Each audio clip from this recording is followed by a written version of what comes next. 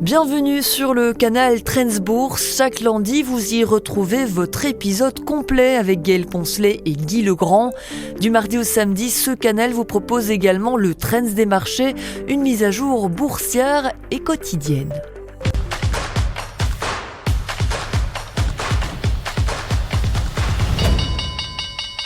C'est le moment de nous pencher sur le marché et ses indices boursiers. Les bourses européennes ont connu une séance assez nerveuse dans le sillage d'une longue série de publications de résultats d'entreprises avec un brusque retournement de tendance durant l'après-midi sur fond de rechute des valeurs technologiques aux États-Unis. Sur Euronext Bruxelles, le BEL 20 a échappé à la tendance baissière grâce à AB InBev, qui a dévoilé des résultats plus solides que prévu grâce à une amélioration de ses marges.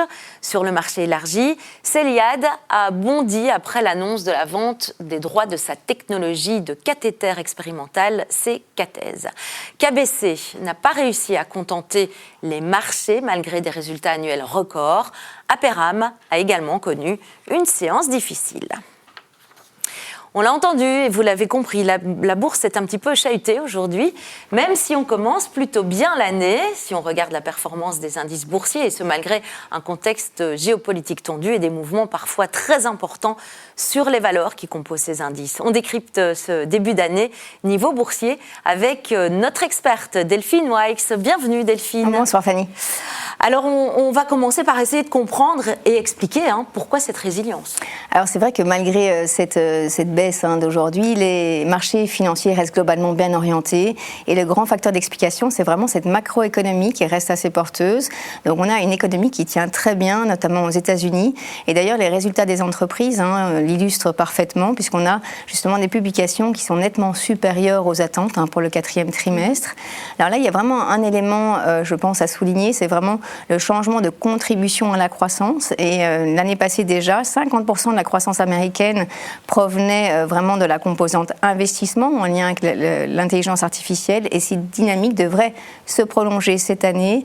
En 2026, les grandes sociétés ont annoncé 700 milliards d'investissements cumulés, c'est 60% de plus que l'année passée, qui était déjà une année record. Alors en parallèle, la consommation reste néanmoins un moteur important, surtout aux États-Unis. On sait que c'est 65% du PIB américain. Alors c'est vrai qu'on a cette consommation qui est ralentie, mais qui tient. Et donc c'est vraiment le point de vigilance, c'est ce marché de l'emploi qui se montre moins dynamique et qu'il faut surveiller. Alors justement, qu'est-ce qu'ils disent ces derniers chiffres de l'emploi ? Alors on a eu le rapport de janvier qui a été publié hier et qui était vraiment une bonne surprise, donc vraiment très solide. Il y a eu 130 000 emplois créés versus 70 000 attendus et donc vraiment un niveau mensuel qui est même supérieur à tout ce qu'on a connu en 2025. On a aussi un taux de chômage qui a ralenti à 4,3% et donc on a vraiment pour finir une économie américaine qui continue à créer de l'emploi et on est loin d'un scénario de récession. Alors comment on explique justement cette réaction des marchés qui était un peu mitigée ? Alors c'est vrai que ces chiffres se sont accompagnés de révisions assez importantes à la baisse pour 2025. En réalité, en moyenne, il n'y a eu en fait que 15 000 emplois créés mensuellement versus 49 000 publiés. Donc oui, on a un rebond assez encourageant en janvier, mais c'est vrai que la tendance, on va dire sous-jacente, est plutôt un ralentissement progressif, donc oui, à surveiller. Ouais. Alors c'est une macro solide, on l'a compris, mais on sent quand même beaucoup de nervosité sur les marchés ces dernières semaines. Pourquoi ? Alors on est vraiment dans cette deuxième phase de ce cycle de l'intelligence artificielle. Alors la première phase était assez simple puisque les investisseurs avaient vraiment acheté massivement ces grandes sociétés technologiques pour se positionner sur la thématique. Donc on a eu vraiment ce mouvement de concentration.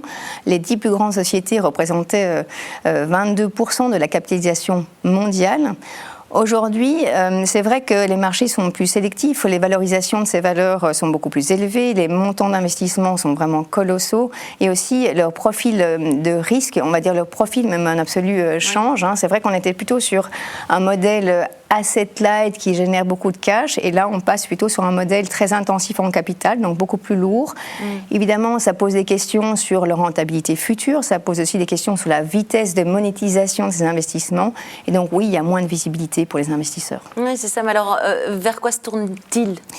Alors, ils élargissent en fait leurs expositions sur toute la chaîne de valeur de l'intelligence artificielle. D'abord, vers tout ce qui permet à l'intelligence artificielle d'exister, de se développer. Donc, c'est l'énergie, les infrastructures électriques, électrique, c'est les fournisseurs de matériaux, c'est aussi les semi-conducteurs.